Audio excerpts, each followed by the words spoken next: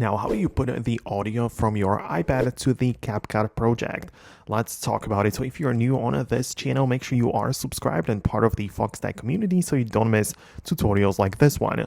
Well, if you have your sound somewhere in the files application, right, like the MP3 or some different audio file in here, it's okay. Just make sure you have it saved in the side of the files app. You can then move to the Capcut, where at the bottom under your video layer, you have the button to click on Add Audio. Then tap on the sounds right there, and you don't pick from the default sounds or whatever. You don't even go to the TikTok, but you tap on the folder right here. Then click on the device right there and click on a select from device, which will make the files app open up.